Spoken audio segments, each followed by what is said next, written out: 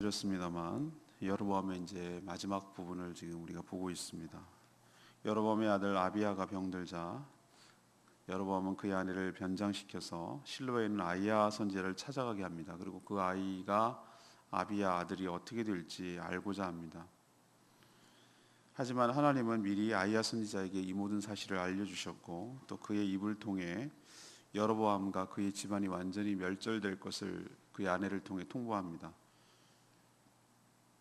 그 이유는 이미 여러 차례 경고했음에도 이스라엘 전역을 이스라엘 사람들이 우상 숭배를 하도록 확산시켰기 때문에 그 죄가 무겁기 때문입니다. 그의 아내 아비야의 어머니가 디르샤라는 성, 왕궁이 있는 성으로 도착했을 때 그 아이는 하나님의 예언대로 죽었습니다. 그리고 여로보암 역시 22년 동안 통치하다가 별 공적 없이 살다가 죽습니다. 그리고 나답이 왕이 되는데 내일 또 모레 묵상하겠지만 나답 역시 바이사라는 신하에 의해서 쿠데타를 당하게 되고 이 여로보암의 집안이 완전히 멸망당하는 그런 것을 우리가 보게 될 것입니다. 오늘은 첫 번째 우리에게 주시는 교훈은 1절에서 6절까지입니다. 하나님을 속이려는 자, 또 사람들을 속이려는 자는 그 어리석음은 반드시 들통난다는 사실을 우리에게 가르쳐 줍니다. 여로보암을 향한 하나님의 경고는 그의 아들 아비야의 질병으로 시작됐습니다. 이제 집행을 시작하고 최후에 가까웠다는 뜻이죠. 아무리 왕이 뭐합니까? 아들이 병들어서 자기가 속수무책이고 아무것도 할 수 있는 것이 없는데, 그래서 아내를 변장시켜서 자신이 이스라엘의 왕이 될 것이라고 예언했던 그 아이야 선지자, 실로에 살고 있었는데 거기로 보냅니다. 아들의 앞날이 궁금했고, 궁금한 이유는 어떻게 해야 될지 대처하기 쉽기 때문입니다. 그게 인간의 한계입니다. 실로에 사는 아이야 선지자는 나이가 많아서 눈이 어두워 보질 못했습니다. 육체적으로는 그렇다는 뜻입니다. 그럼에도 변장한 이유는 자신의 정체를 드러내지 않고 아들에 관한 정보만 필요했기 때문입니다. 변장을 한다? 이것은 다른 사람들의 눈이 의식이 됐기 때문에 그렇죠. 이게 문제입니다. 하나님을 섬긴다 하면서 우리도 다른 사람들의 눈이 의식이 되고, 때로는 아닌 척하고 싶고, 때로는 박쥐처럼 이리저리 옮겨 다니고 싶고, 유리한 쪽으로 우리가 살고 싶고, 하나님을 믿는다고 하지만 여전히 미신처럼 그렇게 우상숭배한 자신이 부끄럽고 창피해서 양심에 찔리니까 드러내놓고는 갈 수가 없겠고, 그래서 변장하고 가는 이런 비참한, 이런 이중적인 삶을 잘 보여주는 것이 이 변장하는 모습이죠. 그렇게 하면 하나님을 속일 수 있다 이렇게 생각하는 이 어리석음도 그에게서 볼 수 있습니다. 여로보암이 아이야 선지자를 찾은 이유는 무엇입니까? 여전히 그 선지자의 능력, 그리고 그 뒤에 계시는 하나님의 존재에 대해서 알고 믿었기 때문에 찾은 것이죠. 그런 것조차 아예 안 믿었다면 찾을 이유가 없겠죠. 근데 사실 이게 반쪽짜리 신앙이 더 무서운 것이에요. 양다리를 걸치는 게 더 화를 내는 것이죠. 이제 하이라이트, 열왕기상의 하이라이트가 18장, 엘리야가 갈멜산에서 싸우는 그 모습이 이제 전개될 텐데, 다음 주 정도에 시작될 거라고 보는데, 거기서 너희들은 어느 때까지 머뭇머뭇하겠느냐, 진짜 누가 하나님인지를 가려내자. 정말로 아세라와 바알이 진짜 하나님이면 불을 내릴 것이고, 여호와 하나님께서 진짜 하나님이시면 불을 내릴 것이다 라는 것이 벌써 이스라엘의 초대 왕인 여로보암에게도 나타나는 것이에요. 하나님도 버린 것이 아니에요. 하나님도 섬기는 척해요. 금송아지도 만들고 하나님을 섬기는 모양, 겉모양은 그렇습니다. 무늬는 그렇습니다. 그러나 속은 다른 데 마음이 가 있는 거죠. 양다리 걸치는 것이죠. 이게 더 하나님의 진노를 사고 더 화를 내게 하는 것이죠. 그게 바로 변장하는 모습이에요. 우리도 왜 가면을 가리고 왜 그럽니까? 자기의 실체가 드러나지 않기를 바라기 때문에. 그래서 그러는 것 아닐까요? 이 변장했다는 사실, 이것으로만 봐도 하나님 앞에서 자기가 떳떳하게 살지 못했다는 것을 보여줍니다. 하지만 그들의 어리석은 시도와는 달리 하나님은 이미 여로보암과 그의 아내의 꼼수를 다 간파하고 계셨어요. 육신의 눈은 어두웠지만 하나님의 눈은, 영안은 밝았던, 그리고 하나님의 음성을 들었던 아이야 선지자에게 이 모든 사실을 하나님은 가기도 전에 다 통보하고 알려주십니다. 우리가 알아야 될 사실이 하나 있습니다. 누굴 속인다고요? 하나님을 속인다고요? 사람은 다른 사람을 또 속이고 희한하게 자기 자신도 속입니다. 자기 자신도 속이는 게 인간이에요. 그러나 하나님은 속일 수 없을 줄로 믿습니다. 하나님 우리의 중심과 그 마음의 동기를 아시는 분이에요. 우리도 말이죠. 우리가 낳은 자식 쭉 낳고 기르고 했던 것을 그 아이의 말하는 거, 표정 하나, 눈빛만 봐도 이놈이 속에서 무슨 생각하지? 라는 게 다 우리도 부모인데 어느 정도 간파를 하는데, 하나님이 우리를 만드신 분이고 우리를 지으신 분인데 우리의 속성을 너무나 잘 아시는지 왜 그걸 모르겠어요. 이 어리석은 인간은 어저께 그 꼬맹이가 그러더군요. 안 보이지? 야, 목사님 안 보이지롱. 뭘 안 보여? 자기 눈만 가리면 안 보이나? 꿩. 옛날에 꿩이 도망가다가 대가리만 숲속에 처박으면 자기가 안 보이면 남들도, 사냥꾼도 안 보이는 것으로 생각한다. 이게 우리의 레벨. 아이고 저거 보라고 저렇게 멍청하다고, 그래서 새 머리라고 한다고 이렇게 얘기를 우리는 하지만, 하나님 눈으로 우리를 보면 하등 다를 바가 없다는 거예요. 그 어리석게 그 변장을 하고 그러면은 속아 넘어갈 거라고 생각하는 이 이른 얄팍함과 이 어리석은 레벨, 이 수준은, 이건 도대체 어떻게 해석을 해야 되냐 이 말이에요. 우리가 첫 번째로 깨닫고 도전받을 사실은 이거예요. 속일 분이 따로 있지. 하나님한테는 안 통한다. 하나님은 우리를 별의별 방법으로 변장을 하고 속여도 하나님은 안 된다라는 것을 깨닫고, 그 속임수는 또 바로 들통이 난다라는 것을 깨닫고 처음부터 시도하지 않는 것이 현명하고 지혜로운 처사이고 태도일 줄로 믿습니다. 두 번째 얘기는 7절에서 13절까지 말씀이에요. 하나님께 배은망덕한 자는 반드시 심판받는다는 것을 우리에게 도전을 줘요. 여로보암과 그의 아내는 변장을 해서 그 아들의 미래에 대해서, 이 아이가 죽을 건지 나을 건지, 그럼 어떻게 대처해야 될지 판단을 해야 대책을 세울 거 아니에요. 인간이 왜 점을 칩니까? 왜 미래를 알고 싶습니까? 하나님의 주권을 거스리고 자기가 그 주권마저 자기가 가져가서 자기 뜻대로 자기 인생을 살겠다는 그 의도 때문에 점을 치고 미래를 알고 하는 것 아닐까요? 근데 우리는 왜 안심을 합니까? 우리 미래 몰라요. 저도 앞날을 내일도 모르고 오늘도 모르고 아무도 몰라요. 그러나 하나 아는 거 있어요. 선하신 하나님께서 나에게 가장 좋은 것을 주시고 최선의 길로 나의 삶을 인도하여 주실 것을 믿습니다. 그 믿음이 있기 때문에 모르지만 하나님께 맡기고 나가는 거예요. 근데 하나님을 어저께도 제가 말씀드렸어요. 불신하면, 하나님을 믿지 못하면 미래가 내 손에 달려있다고 생각하고 내가 알고 싶은 거예요. 그래서 내가 스스로 개척하라고, 내가 주인이 돼서 대처하고 내가 준비를 하고 그렇게 하려는 속성이 나오기 때문에 불신이 바로 그런 모습이 나타나는 거예요. 전 점치는 것은 바로 그런 속성이라고 생각을 해요. 하나님을 믿지 못하는 아주 뚜렷한 증거가 점치는 거라고 저는 생각을 해요. 그냥 자기들은 아이의 미래를 알고 싶어서 찾아갔을 뿐인데, 하나님은 아이야 선지자를 통해서 엄청난 심판을 통보합니다. 이게 이제 결정적인 증거죠. 이제 하다 안 되고, 제가 어제 말씀드렸듯이 5만 가지 사이비 종교를 만들어 놓고 안 되다 이제 타락할 때까지 가가지고 하나님의 선지자를 무당 취급하고 하나님을 이방 잡기 취급하는 이 여로보암 부부의 태도를 보고 하나님이 이제는 안 되겠다라고 판단하신 것 같아요. 그래서 그 변장하고 온 아내를 통해서 너는 가서 네 남편 여로보암에게 이러이러하다고 얘기하라. 오히려 자기는 아들에 대해서 알고 싶어 하는데 오히려 그 집안의 멸절에 대해서, 심판에 대해서 통보를 받고 갈 수밖에 없는 그런 비참한 상황이 되는 것이에요.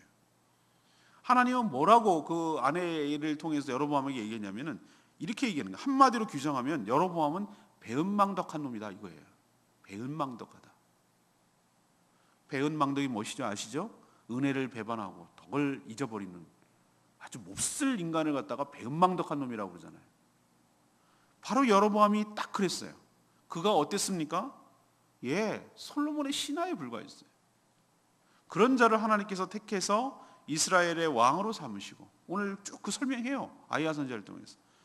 그리고 다윗처럼 살라고 당부했건만 이전 사람들보다 더 악을 행해서 자기 자신을 위해 우상을 만들어 섬겼고, 하나님 뭐라고 표현하냐면 나를 등 뒤로 버렸도다, 이렇게 표현하고 계세요. 하나님을 버렸다는 거예요. 배신했다는 거예요. 하나님은 심판하시기 전에, 우리가 지난주 목요일, 금요일, 토요일 이렇게 묵상했죠. 하나님의 사람을 그에게 보냈어요. 제단에서 분향하고 있는 그에게 보내서 직접적으로 경고까지 했어요. 하나님이 갑작스럽게 심판하시는 분이 아니고 이미 여러 차례 경고를 했어요. 그리고 그 하나님의 사람이 사자에 물려서 죽어서 그 예언이 사실임을 또 입증했어요. 그 늙은 베델의 선지자를 통해서 그것을 또 한 번 확인했어요. 그럼 이쯤 됐으면 했는데, 토요일 날 마지막 묵상한 장면이 인상 깊어요. 그는 다시 평민들을 제사장으로 삼았도다, 이런 얘기를 해요. 그 얘기는 뭐냐면 여전히 계벌은 남 못 준다고 여전히 우상 숭배에 빠진 것을 고치지 않았다는 증거예요. 하나님 그 얘기를 지금 지적하고 계시는 거예요.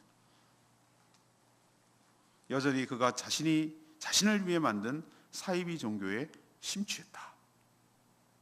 하나님이 이제 그와 그의 집안을 완전히 멸절할 것을 지금 아이야 선지자를 통해서 그의 아내에게 얘기를 하고 있는 거예요. 그리고 뭐라고까지 얘기하시는가? 오히려 지금 병든 아들 아비야, 그 아들 있지 않습니까? 아비야가 일찍 죽는 것이 복이 될 거다. 그 아이만 유일하게 너희 집안의 묘실에 들어갈 거다. 그러니까 정상적으로 죽어서 정상적으로 장사 지낼 거다. 그 아이만. 지금 병들어서 아이가 죽는데 그 아이가 가장 복되다라고 말하면 나머지는 뭐란 얘기예요? 개죽음 당할 거다, 그 얘기예요. 하나님은 지금도 배은망덕한 자를 그냥 두지 않고 반드시 심판하십니다. 우리도 이 사실을 명심해야 될 줄로 믿습니다. 하나님의 심판이 갑작스럽다고요? 아니요. 하나님은 충분히 기회를 주시고 알려주시고 그래요. 우리도 은혜로 사는 인간입니다. 가만 생각해 보면 제가 한 것에 비해서 과분할 정도로 하나님의 은혜를 받았어요. 제가 자신을 돌아보건대 과분할 정도로. 이건 진짜 사실이고 내 진심이에요. 제가 한 것에 비해서, 제가 하는 것에 비해서 하나님은 너무 큰 은혜를 주셨어요. 너무 큰 은혜를 주셨어요. 모든 것이 하나님 은혜예요. 생각해 보니까. 그렇게 그때는 싫었는데, 목회자 가정에서 태어나서 그것 때문에 예수를 믿은 건 아니지만 그런 환경 속에 있으니 복음을 일찍 접하고 말씀을 접하고 교회 생활과 교회 생리에 대해서 잘 알게 되고 목회가 뭔지에 대해서 알게 됐고, 그렇게 한 것도 하나님의 축복. 하나님의 은혜 가운데 공부할 수 있었던 것도 하나님의 축복. 모든 것들을 생각해 보면 은혜가 아닌 것이 없어요. 다 하나님의 은혜예요. 어디 은혜가 아닌 것이 있어요? 내가 뭘 그렇게 잘했다고, 내가 뭘 한 게 있다고. 하나님께서 정말로 크신 은혜를 베풀었는데, 제가 입장 바꿔서 한번 생각해 보겠어요. 그렇게 정말 사랑을 주고 은혜를 베풀었는데 이놈이 나를 배신을 하네. 그랬을 때 그 상실감과 그 배신감은 하나님의 인격체시기 때문에 그 이름 치를 떨고 이를 말할 수가 없어요. 하나님이니까 이런 말 안 통합니다. 하나님이니까 더 속상하시죠. 하나님은 거룩하신 분이기 때문에 죄가 없은, 때가 묻지 않으시는 거룩하신 분이기 때문에 더 속상하죠. 그 배신감이 감당이 안 되시는 것이죠. 그래서 하나님이 아이야 선지자를 통해서 이렇게 말하는 것이, 하나님 너무 무섭다, 하나님답지. 아니요, 전 이런 것이 하나님답다고 생각을 해요. 하나님도 몸서리치는 거예요. 저 여로보암의 그 배신한 배은망덕한 태도에 대해서 화가 나시는 거예요. 전 충분히 이해가 돼요. 하나님의 마음이. 제가 만약에 하나님이랐으면 더 했을 것 같아요. 이런 생각도 들어요. 오늘 우리가 잊지 말아야 돼요. 은혜를 잊어버리는 순간 우리 인생은 끝나는 거예요. 내 힘으로 살 수 있다고 생각하는 순간 내 인생은 끝나는 거예요. 우리가 어떻게 은혜 없이 삽니까? 오늘도 내일도 모레도 하나님께서 값없이 베풀어 주신 놀라운 은총 속에 사는 것이지 어디 은혜를 떠나서 살 수 있겠습니까? 근데 어떻게 하나님을 배신하냔 말이에요. 이건 있을 수 없는 얘기예요. 그 대가를 치른다는 거 기억하시고, 배은망덕한 자가 되지 않도록 삶과 조심하며 그 은혜에 감사하며 살아가는 저와 여러분 되기를 소망합니다. 마지막 세 번째는 14절에서 20절까지 말씀이에요. 하나님은 아이야 선지자를 통해서 그와 그의 가문의 멸절을 이제 곧 시행할 것이다. 이제라고 하셨어요. 이제 곧바로 하신다는 뜻이에요. 그것이 바로 뭘로 나타나는가? 아이의 죽음으로 나타나요. 하나님은 그 여러 죄가 있지만 뭐에 대해서 근본적으로 얘기를 하시고 또 유독 예민하신가 하면은 우상 숭배에 대해서 그래요. 우상 숭배는 이거는 용납이 안 되는 거예요. 이건 뭘 말하는가? 하나님과의 관계를 근본적으로 허무는 영적인 간음이기 때문에 그래요. 제가 몇 번 말씀드렸죠. 부부 사이에 뭐 여러 가지 면에서는 참고 뭐 이럴 수 있어요. 그런데 진짜로 안 되는 건 뭐냐면은 바람 피는 거, 다른 이성을 중간에 사이에다 끼는, 이거는 안 돼요. 이건 왜 그러냐면 부부 사이의 근본 신뢰를 허무는 거기 때문에 그래요. 하나님 외에 다른 신을 섬긴다. 이거는 하나님과의 관계를 근본적으로 허무는 행위이기 때문에 이거는 있을 수가 없어요. 이거는 감당이 안 되는 죄예요. 하나님 그래서 유독 이 부분에 관해서 아주 싫어하셔요. 여로보암은 9절에 보니까 자신을 위해서 우상인 아세라상을 만들었다. 하나님 얘기해요. 자기를 위해서 자기의 신을 만들었다는 거예요. 그리고 자신만 섬기는 것이 아니라 자기가 다스리는 백성들까지 우상을 섬기도록 그렇게 왕으로서 악한 역할을 했다는 말이죠. 악으로 확산시켰단 말이에요. 하나님은 이스라엘 전체를 범죄하게 하셨다고 화를 내셨어요. 너뿐만 아니라 네가 왕을 시켜놨더니 네가 왕이 돼가지고 여러 사람들을 다 망가뜨려? 이거예요 지금 하나님께서. 그리고 그만 아니라 거기에 동조한 이스라엘까지 버리시겠다 하나님께서 지금 통보하고 있어요. 근데 어떻게 버리시는가? 약속의 땅, 하나님이 축복의 땅, 약속의 땅, 가나안 땅 아니에요? 그 땅에서 뽑아버리시겠대요. 마치 나무를 뽑듯이 뽑아서 강 건너. 그 강이 어딜까? 라고 말하면 뭐 요단강이니까 아니요. 나중에 보니까 유프라테스강, 티그리스강 저쪽 넘어 아수르 지역까지 하나님께서 뽑아서 완전히 흩어버리겠다고 했는데 역사적으로 실현됐어요. 아수르에 의해서 이스라엘은 멸망당합니다. 그리고 곳곳에 다 흩어져 가지고 민족이 섞여 살기 때문에 우리나라 고려인들이 카레이스키라고 있는데 정말 아픈 우리나라 역사예요. 연해주 쪽에 살던 사람들이 스탈린이 일본하고 2차 대전 태평양전 마지막 때 참전을 선언하면서 우리나라가 백성들이 일본의 식민지라는 사실을 알고 우리도 피해자인데 어떻게 보면은 혹시 일본하고 내통하는 첩자가 될까 봐 연해주에 사는 수많은 우리나라 사람들을 중앙아시아로 다 이주시켰어요. 강제 이주시켰어요. 그 사람들이 지금 고려인 3세, 고려인 4세 뭐 이래요. 그것을 우리는 고려인을 표현하기를 코리안을 갖다가 걔네 러시아 말로 카레이스키라고 불렀어요. 이 우리나라의 아픈 역사예요. 그들이 어떻게 됐습니까? 점점 그쪽 사람들하고 결혼하고 살다 보니 점점 언어도 문화도 다 이제 잊어버리고 이제 조금만 지나면은 흔적도 없이 사라질 거예요. 북쪽 이스라엘 사람들이 그런 꼴을 당했어요. 아수르에게. 흔적도 없이 사라지고 민족이 혼혈되고 그래서 정체성을 잃어버리는 그런 엄청난 것을 당했어요. 그럼 이런 심판이 있기 전에 이 심판이 사실이라는 첫 번째 증표로 무엇을 말하는가? 바로 그의 아내가 디르사에 딱 도착했을 때 그의 아들 바로 아비야가 죽어서 곡소리가 나고 그것이 들립니다. 이것이 신호탄이 될 거라는 것이었어요. 그러면은 이 지경쯤 됐으면 여로보암은 어떻게 되죠? 회개해야 되잖아요. 그리고 빨리 돌이켜야 되잖아요. 다 죽게 생겼다는 게 아들의 죽음으로 아내를 통해서 그 들으면은 확실하잖아요. 그런데 뭐라고 그랬습니까? 끝까지 회개했다는 얘기 없어요. 오늘 보니까 회개했다는 얘기 없어요. 그냥 22년 동안 통치하다가 아들 나답이 왕위에 이으니라. 그리고 그 나답은 바이사에게 쿠데타 신하에게 당해서 자기가 당한 것처럼 그렇게 완전히 멸절당하고 바이사가 씨를 멸절시키고 혹시 후환이 두려워서 여로보암의 그 가문은 남자는 다 죽여버려요. 왜? 나중에 또 반란이 일어날까 두려워서 싹 죽이는 것으로 하나님의 예언이 성취됐어요. 그리고 아수르에게 멸망당하는 것으로 또 성취되고, 오늘 레마의 말씀은 16절 말씀, 여호와께서 여로보암의 죄로 말미암아 이스라엘을 버리시니 이는 그도 범죄하고 이스라엘도 범죄하겠다, 이 표현을 쓰고 있는데, 전 여기서 딱 느낄 수 있는 게 지도자가 얼마나 중요하며 그 책임이 큰지 여로보암의 말로를 통해서 저는 확인할 수가 있어요. 그는 자신을 위해 우상을 만들고 자기만 아니라 백성들도 섬기도록 유도를 했어요. 죄가 확산되도록 악영향을 끼친 거예요. 그의 죄 때문에, 하나님은 그의 죄 때문에 그의 가문만 아니라 뭐까지? 이스라엘 나라까지 버리시겠다고 선포됐고, 그 실제로 이루어졌잖아요. 우리도 그렇습니다. 한 사람이 중요해요. 한 사람 때문에 그 주변이 빛이 비춰지고 은혜를 경험하는 경우도 있지만, 거꾸로 그 한 사람 때문에 모든 죄가 확산되고 같이 다 죽어가는 일이 벌어진단 말이에요. 여러분은 여러분 주변을 살리는 하나님의 축복의 통로, 하나님의 사자가 되기를 축복합니다.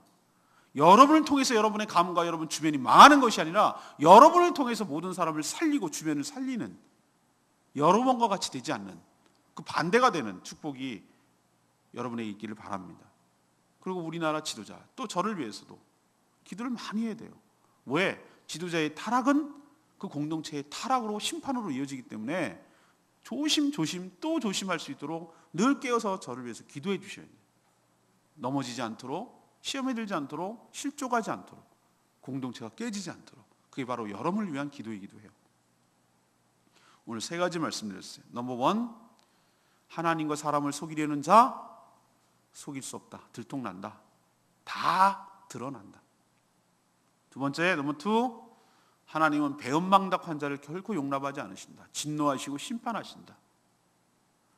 넘버 쓰리, 하나님께 회개하지 않는 자는 반드시 멸망한다. 기회를 줬다, 이거죠. 그리고 보너스, 하나님 은혜를 확산시키는 자가 되어야지 악영향을 끼치는 자는 그 책임을 묻게 되고 같이 죽는다 라는 사실을 우리에게 도전하고 있는 줄로 믿습니다. 오늘 말씀 붙들고 기도하기 전에 175장 찬양지 부르고 기도하겠습니다.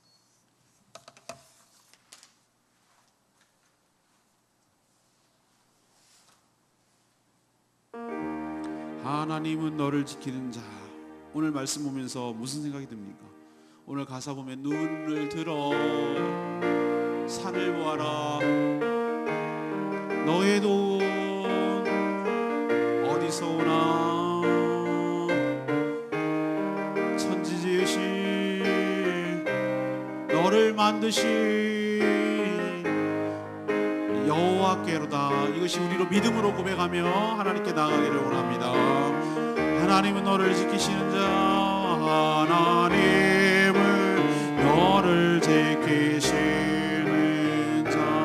너의 우편에 그늘 대시니 낮에 해와 밤의 날도 너를 해치 못하리. 하나님은 너를 지키시는 자. 너의 환난을 명쾌하시니 그가 너를 지키시리라. 너의 주림을 지키시리라. 눈을 들어 산을 보아라. 너의 도움 어디서 오나. 천지 지으신 너를 만드신 여호와께로다. 눈을 들어 산을 보아라. 너의 도움 어디서 오나. 천지 지으신 너를 만드신 여호와께로다.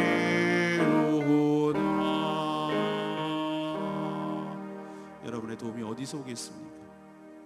천지 지으신 나를 만드신 여호와 하나님께로 오는 줄로 믿습니다. 우리 은혜 없으면 죽습니다. 배은망덕하지 않기를 원합니다. 하나님을 속이려는 생각 버리게 하시고 오직 하나님의 은혜로만 살아가게 해달라고 다 같이 통성으로 주여 외치며 하나님께 간구하며 기도하겠습니다. 주여 눈을 들어 산을 보아라. 너의 도움 어디서 오나. 천지 지으신 너를 만드신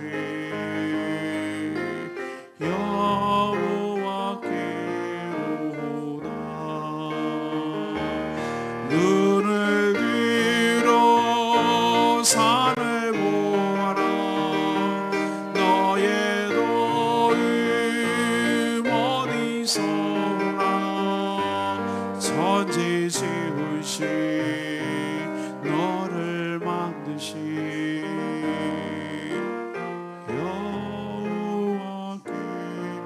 여호와께로다.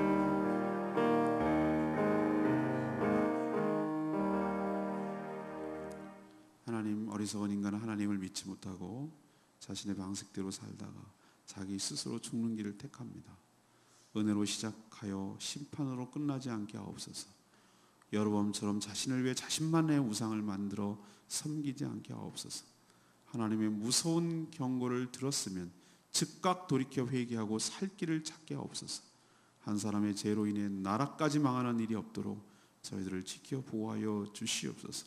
하나님을 속이려는 자, 배은망덕한 자는 반드시 그 대가를 치르게 됨을 기억하게 하시고 두렵고 떨림으로 살게 하옵소서.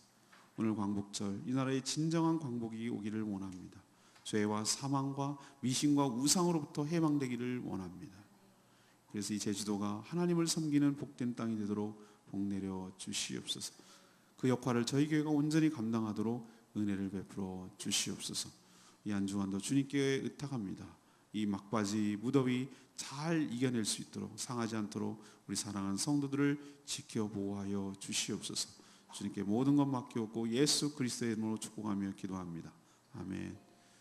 오늘 하루도 주님의 은혜 가운데 승리하는 복된 하루 되기를 축복합니다. 기도하겠습니다.